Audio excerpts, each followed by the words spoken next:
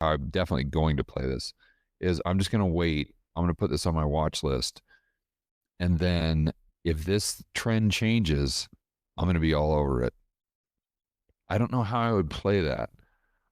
I don't know if I just buy the futures. I'd have to think about. This is a great example of how the pros that I know, going back to Steve and like Bruce Kovner and a lot of the guys um, that are kind of at that level, is it's really kind of starting with this macro view and then working your way down, going through a thesis, and then trying to figure out the best way to execute that thesis, and then looking at the charts for timing. You see? So that's kind of what we're doing right here. Really interesting.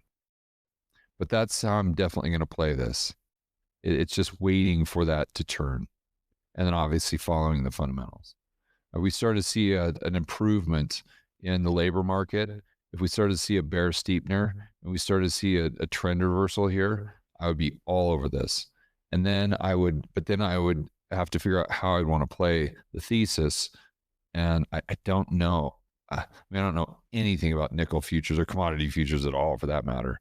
So I would have to really think that one through. And how would I do it? To be honest with you, I'd use the Rebel Capitalist GPT, the Rebel Capitalist AI thing, Market Wizards AI, whatever you want to call it. I'd start there. I'd put in this chart and I'd tell the GPT what I wanted and kind of what I'm thinking. And then I'd tell it to give me some ideas on how to play it.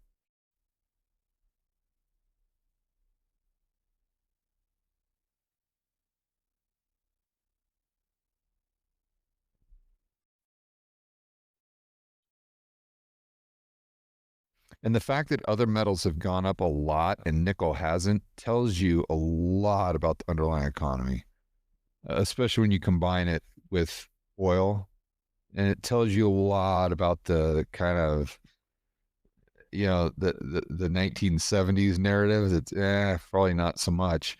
And, you could look at that as being bearish for gold and silver. Well, silver more so, not so much gold, because gold I think trades on definitely other reasons.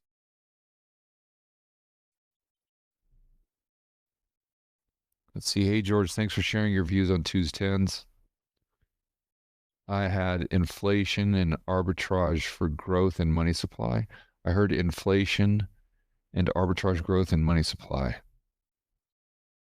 Huh. Let's see. I'm not following you, Philip. Thanks for sharing your views on Tuesday 10s. Okay. Relate to economic indicators. I heard inflation and arbitrage for growth in money supply. Well, that's if you're seeing a bear steepener. If I'm understanding your question, Philip, this is if you see a bear steepener. So let's go to the 2-year, 10-year spread. I think I just had that. Yeah. So when you see this, see the steepener? Because you're inverted right here. And then you start steepening out, and then it just goes straight up.